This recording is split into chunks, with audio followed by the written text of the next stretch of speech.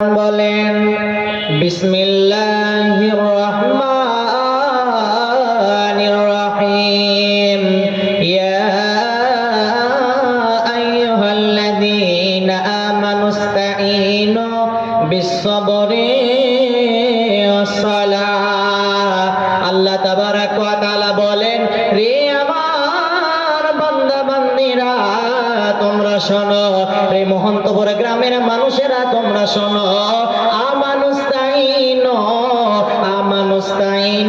তোমরা সাহায্য চাইবে বিস-সাবরি ওয়াস-সালাহ, তোমরা নামাজের ভিতরে আল্লাহর কাছে সাহায্য চাইবে, তোমরা ধৈর্য সহকারে নামাজের ভিতরে আল্লাহর কাছে সাহায্য চাইবে।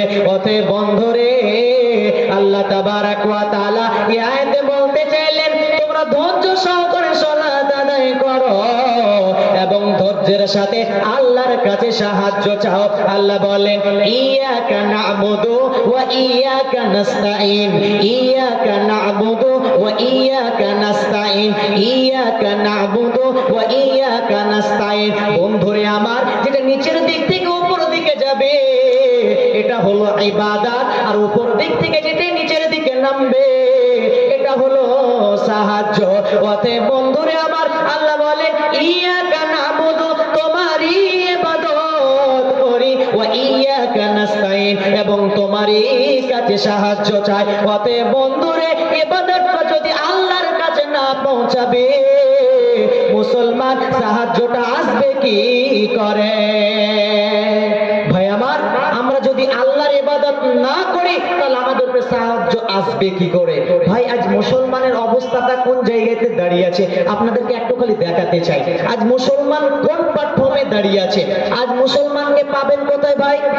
বাজারে পাবেন, চায়ের দোকানে পাবেন। মুসলমানকে মসজিদে পাওয়া যাচ্ছে না। কেন? এদের ভিতরে ঈমান উঠে গেছে, এদের ভিতরে ঈমান নেই।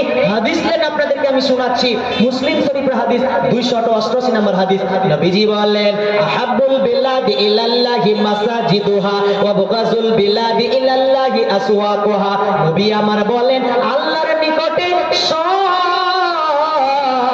চাইতে উত্তম জায়গা হলো মসজিদ, আর সব চাইতে ঘৃণিত জায়গা হলো বাজার।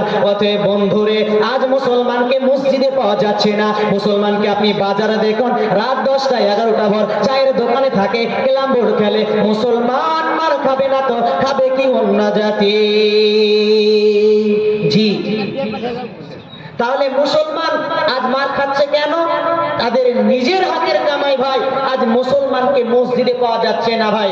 বস্তু পড়ে আছে এর কোনো দাম নেই, মাটি পড়ে আছে এর কোনো দাম নেই, আপনি ভাঁড় বানিয়ে দেন খরিদ্দার নেওয়ার জন্য রেডি হয়ে আছে ভাই। প্লাস্টিক পড়ে আছে এর কোনো দাম নেই, এর কোনো মূল্য নেই, আপনি চেয়ার বানিয়ে দেন খরিদ্দার নেওয়ার জন্য রেডি হয়ে আছে। মুসলমান তার মনুষ্যত্বটাকে ছেড়ে দিয়ে পশুদের জগতে চলে গেছে ভাই। তো মুসলমান মার খাবে না তো অন্য জাতি খাবে? ভাই আমার সময় সংকীর্ণ, তাই আমি আল্লাহ সুবহানাহু ওয়া তাআলার কাছে দোয়া করি আল্লাহ সুবহানাহু ওয়া তাআলা যেন আমাদেরকে বিপদে আপদে মুসিবতে সব জায়গাতে যেন ধৈর্য ধারণ করার তৌফিক এনায়েত করেন। সকলে বলুন আল্লাহুম্মা আমিন। জাগো জাগো রে জাগো আজ মুসলিম নওজোয়ান, কেন বারে বারে আঘাত হানে ধর্মেতে তোমার? জাগো জাগো রে জাগো আজ মুসলিম নওজোয়ান, কেন বারে বারে আঘাত হানে ধর্মেতে তোমার? কি দোষ করেছি, কি দোষ করেছি বল তো সরকার বাহাদুর? মুসলমানের প্রতি কেন গো তুমি হও এত নিষ্ঠুর? কখন বা সন্ত্রাসবাদী বলে মোদেরকে সাতাও, কখন চুরি দায়েতে জেলে ভরে দাও। আলিম উলামা কখনো এরা চুরি তো করে না, চুরি করা পাপু কোরআনে আছে মোদেরই মানা। জাগো জাগো রে জাগো আজ মুসলিম নওজোয়ান, কেন বারে বারে আঘাত হানে ধর্মেতে তোমার? হতে পারে এই ভারতবর্ষ, হতে পারে এই ভারতবর্ষ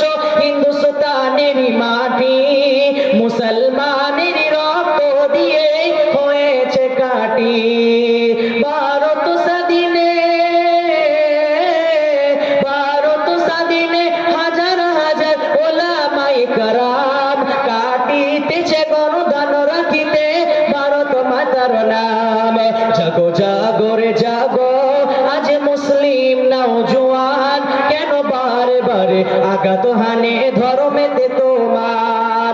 মাওলানা শওকত হিফজুর রহমান, মাওলানা শওকত হিফজুর রহমান, হুসেন আহমদ মাদানী, আসফাকুল রইস দুগোয়ে তারা চেমিনি, যাদের রক্তে স্বাধীন হলো এই ভারতের মাটি, তারাই হলো জামিয়াতে উলামা, যাদের আছে দাড়ি টুপি।